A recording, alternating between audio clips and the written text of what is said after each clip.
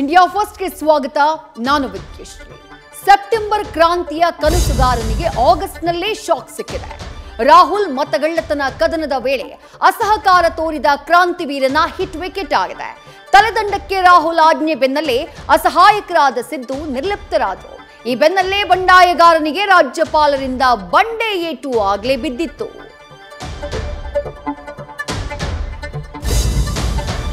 Resign ಅಲ್ಲ, ಇದು ವಜಾ ಜೊತೆಗೆ ಸಜಾ.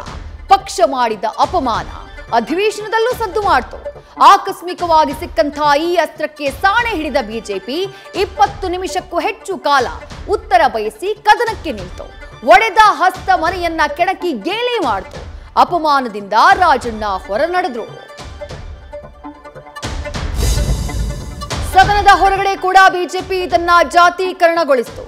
ಎಸ್ಟಿ ವಿರುದ್ಧದ ಹಾಗೆತನ ಅಂತ ಪಟ್ಟ ಕಟ್ಟಿ ದಾಳಿ ಮಾಡ್ತು.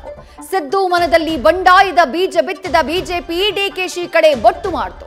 ಇತ್ತ ಡಿಸಿಎಂ ಮಾತ್ರ ನಮ್ಮದು 25 ವರ್ಷದ ಸ್ನೇಹ ಬೇಸರ ಆಯಿತು ಅಂತ ಎಣ್ಣೆಗೆ ಸೀಗೆಕಾಯಿ ಬೆರೆಸೋಕೆ ಯತ್ನಿಸಿದ್ರು.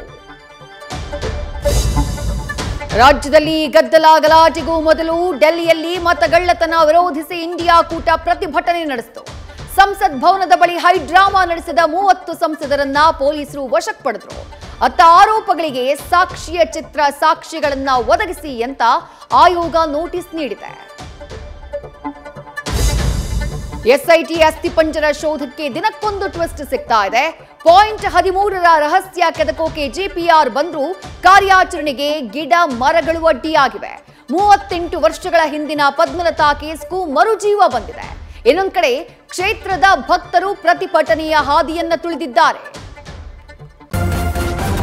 ನ್ಯೂಸ್ ಫಸ್ಟ್ ನಿರ್ಭೀತಿಯಿಂದ ನಿಮ್ಮ ಪರವಾಗಿ.